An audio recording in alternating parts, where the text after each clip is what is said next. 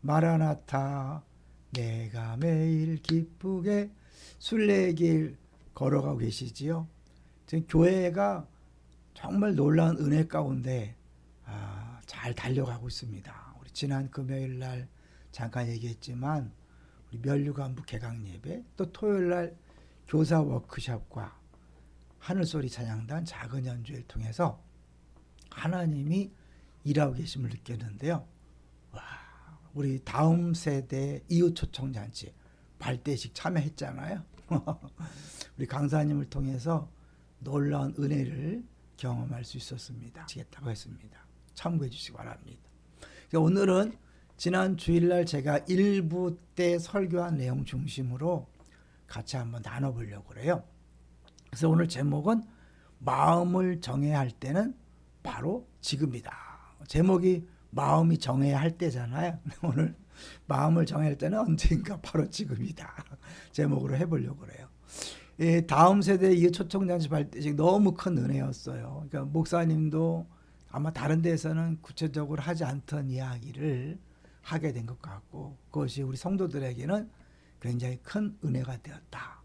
1부와 4부, 1부는 제가 했고 4부는 이경 목사님이 했는데, 이 마음을 정해야 할 때라는 이 본문이 너무 유명한 본문이잖아요. 자주 말씀했고, 그래서 더 많이 연구를 했어요. 왜냐하면 너무 뻔한 내용을 있는 그대로 하는 것이 마음에 내키지 않더라고요. 하나님이 저에게 먼저 은혜를 주셔야 설교 은혜가 있기 때문에 깊이 묵상하는 중에 이제 토요일 날 늦은 시간에 하나님이 이거였구나라고 놀라운 깨달음을 주셨어요. 이제 그 부분을 잠깐 나누면요. 왜 다니엘은 갑자기 뜻을 정했을까요?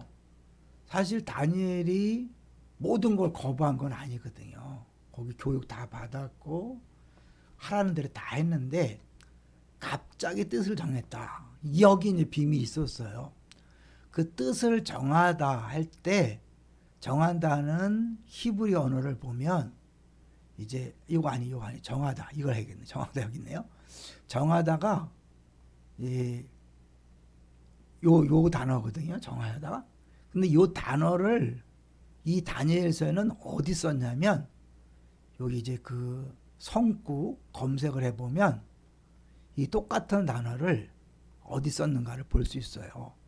뜻을 정하여 그랬죠. 요 단어인데 여기 단어 뜻을 정하여 요게 환관장이 그들의 이름을 고초할 때 똑같은 단어예요.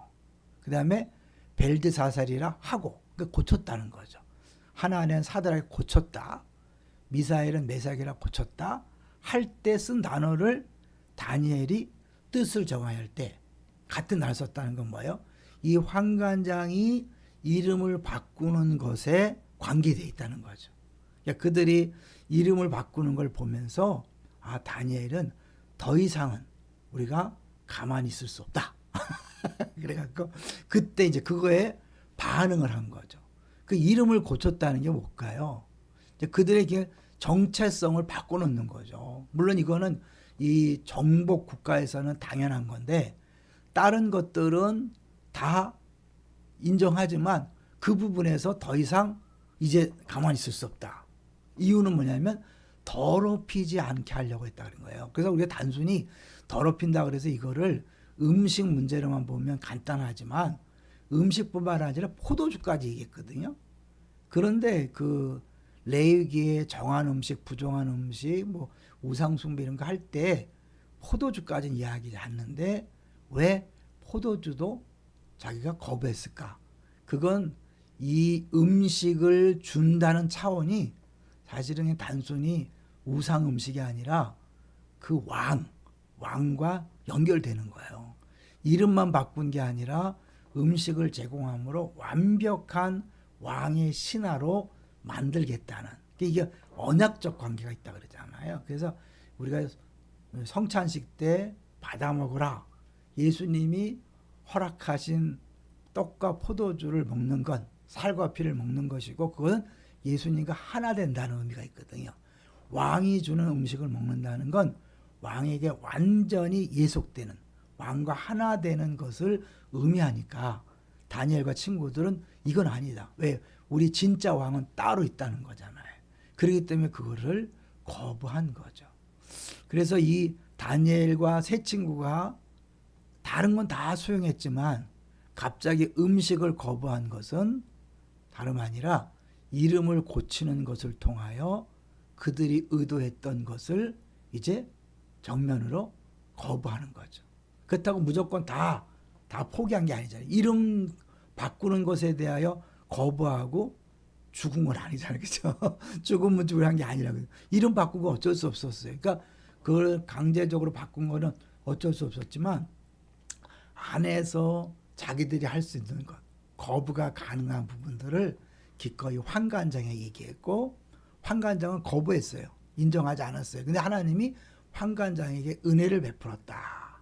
그러니까 사실 다니엘과 그 친구의 요구는 죽일 수도 있는 거잖아요. 그런데 은혜를 베풀어서 죽지 않게 했고 다니엘은 거기서 끝나지 않고 환관장이 그들을 감독하라고 맡긴 감독관에게 다시 요청을 합니다. 그래서 10일 동안만 한번 시험을 해달라. 결국 그 결과로 그들이 음식을 거부하고도 더 아름다운 얼굴빛을 띄었기 때문에 그 결심이 온전히 이루어진 거죠. 하나님은 우리들을 예수님을 통해서 세상에 소금과 빛이 되라고, 빛이라고 얘기했잖아요. 되라는 것도 아니고, 이 말은 뭐냐? 세상은 썩었기 때문에 소금이 필요한 것이고 세상은 어둡기 때문에 빛이 필요한 거니까 하나님은 세상이 그 향을 인정하는 거죠. 우리가 그걸 더럽다고 거부하고 그냥 도망가는 게 아니라 그 안에 들어가는 겁니다.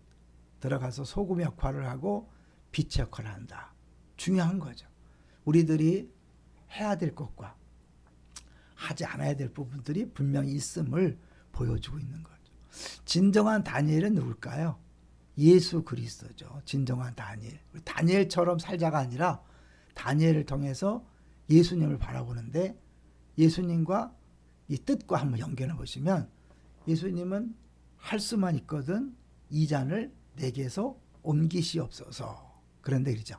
아버지와 만일 아버지의 뜻이거든 이 잔을 옮기시옵소서 하고 나서 3번 그러나 내 원대로 마옵시고 아버지 원대로 되기를 원하나이다. 예수님이 뜻을 정한 거예요. 자기는 원래 십자가를 안 지고 싶었지만 주님의 때에 주님께서 지라 하시니까 진 거죠. 그렇다면 이제 우리에게 마음을 정해야 할 때는 언제인가? 매 순간이죠. 매 순간 육체의 소욕과 성령의 음성이 부딪힐 때 우린 그 순간순간마다 성령이 말씀하시는 것에 순종하여 결단하고 마음을 정하는 거죠. 분명한 것은 성령님이 모든 걸 다 거부하고 데모하고 막 때려쳐라 그런 게 아니라 인정할 건 인정하지만 그 속에서 주님께서 성령을 통하여 이건 아니다. 네가 기도할 때다. 헌신할 때다. 네가 지금 바른 말 할 때다. 거부할 때다. 나설 때다. 이런 것들은 순간순간 성령께서 말씀하실 때 잘 듣고 순종하는 것. 그것이 다니엘이 마음을 정하는 것과 연관이 있는 거죠. 어쩌면 지금도 하나님께서 우리에게 말씀할 수 있고요. 5분 뒤, 10분 뒤, 1시간 뒤에도 말씀할 수 있죠. 그거는 하나님과 우리 자신과의 관계에서 그때 필요한 부분들을 말씀하실 때 아멘 순종하는 것. 그것이 다니엘과 세 친구가 살았던 그 삶을 우리가 살아가는 길이라고 생각합니다. 아무쪼록 성령께서 말씀하실 때 순종하고 하나님이 일하심을 경험한 다니엘과 세 친구처럼 우리도 매 순간마다 주님께서 말씀하시는 것에 순종함으로 순간순간마다 하나님의 일하심을 경험하는 우리 모두가 되시기를 주의 이름으로 축원합니다. 할렐루야.